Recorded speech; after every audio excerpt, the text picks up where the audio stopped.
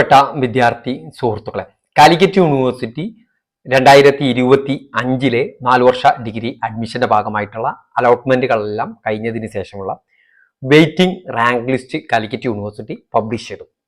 നിങ്ങളുടെ students login open ചെയ്ത് കഴിഞ്ഞാൽ നിങ്ങൾ അപേക്ഷിച്ച കോളേജിലെ ഓരോ കോഴ്സിന്റെയും റാങ്ക് അറിയാൻ സാധിക്കുന്നതാണ്. ഓക്കെ, ആബിദ് ടോക്സിന്റെ പുതിയ വീഡിയോയിലേക്ക് സ്വാഗതം. ഈ വീഡിയോ നിങ്ങൾക്ക് ഉപകാരപ്രദമെങ്കിൽ ചാനൽ ഒന്ന് സബ്സ്ക്രൈബ് ചെയ്യുക. അപ്പോൾ ഇനി വിദ്യാർത്ഥികൾക്ക് കൺഫ്യൂഷൻ ഉണ്ടാവുന്ന കുറച്ച് കാര്യങ്ങൾ നമ്മൾ പറയുകയാണ്. ഇവിടെ നിങ്ങൾക്ക് കാണാം സ്റ്റുഡൻസ് ലോഗിൻ, അതിൽ ക്ലിക്ക് ചെയ്യുക. ആ ക്ലിക്ക് ചെയ്യുമ്പോൾ നിങ്ങളുടെ ക്യാപ് ഐ ഡിയും സെക്യൂരിറ്റി കീയും കൊടുത്ത് ലോഗിൻ ചെയ്ത് കഴിഞ്ഞാൽ വെയിറ്റിംഗ് റാങ്ക് ലിസ്റ്റ് എന്നുള്ള ലിങ്ക് കാണാം. അത് ഉപയോഗിച്ചുകൊണ്ട് നിങ്ങൾ അപേക്ഷിച്ച കോളേജിലെ റാങ്ക് കാണാം. ആ റാങ്കിന്റെ അടിസ്ഥാനത്തിലായിരിക്കും ഇനി അഡ്മിഷൻ ഉണ്ടാവുക.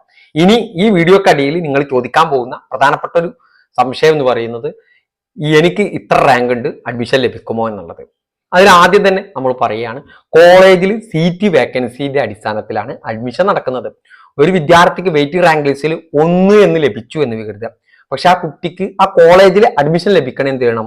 ആ കോളേജിൽ സീറ്റ് വേക്കൻസി വേണം. ഓക്കെ, അപ്പോൾ ആ സീറ്റ് നിങ്ങൾക്ക് കിട്ടിയ റാങ്ക് ഉണ്ടല്ലോ, അങ്ങനെ ഓരോരുത്തർക്കും കിട്ടിയ റാങ്ക് ലിസ്റ്റ്, ഓരോ കോഴ്സിന്റെ റാങ്ക് ലിസ്റ്റ് കോളേജുകൾക്ക് യൂണിവേഴ്സിറ്റി കൈമാറും. അവരുടെ കോളേജ് ലോഗിൻ വഴി ഓപ്പൺ ചെയ്ത് കഴിഞ്ഞാൽ ഓരോ കോഴ്സിന്റെയും റാങ്ക് ലിസ്റ്റ് ഉണ്ടാവും.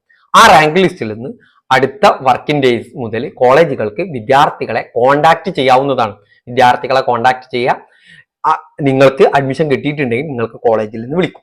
ഇനി വിദ്യാർത്ഥികൾ അപ്പോൾ കൺഫ്യൂഷൻ എന്ന് പറയുന്നത്, എനിക്ക് പോയി അന്വേഷിക്കാൻ പറ്റുമോ? നിങ്ങൾക്ക് വേണമെങ്കിൽ പോയി അന്വേഷിക്കാവുന്നതാണ്. ആ റാങ്ക് ലിസ്റ്റിന്റെ മെറിറ്റിന്റെ അടിസ്ഥാനത്തിൽ വിദ്യാർത്ഥികളെ കോളേജിൽ നിന്ന് കോണ്ടാക്ട് ചെയ്യും.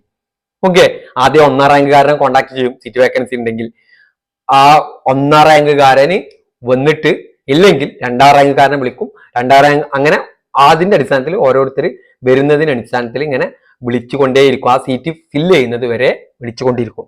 അങ്ങനെ 4 ദിവസം കൊണ്ട് സീറ്റ് ഫില്ല് ചെയ്ത് എന്ന് കരുതുക. പിന്നെ അടുത്ത ദിവസം ഇപ്പോൾ അഡ്മിഷൻ കിട്ടിയ ഒരു വിദ്യാർത്ഥി ആ കോളേജിൽ നിന്നും മറ്റൊരു കോളേജിലേക്ക് മാറിക്കഴിഞ്ഞാൽ വീണ്ടും അവിടെ സീറ്റ് വേക്കൻസി വരും. അപ്പോൾ വീണ്ടും അടുത്ത ആളെ വിളിക്കും.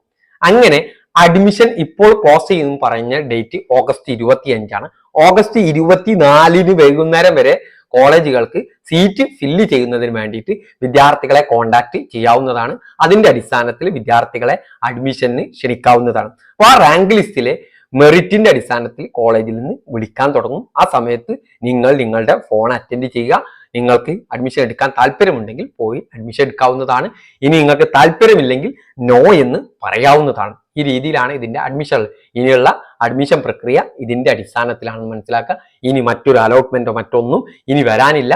ഓഗസ്റ്റ് 25 വരെയാണ് ഇപ്പോൾ പറഞ്ഞിരിക്കുന്ന ഡേറ്റ്.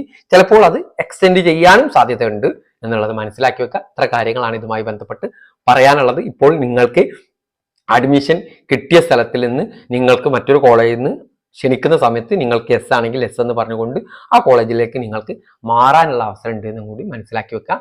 Okay, thank you.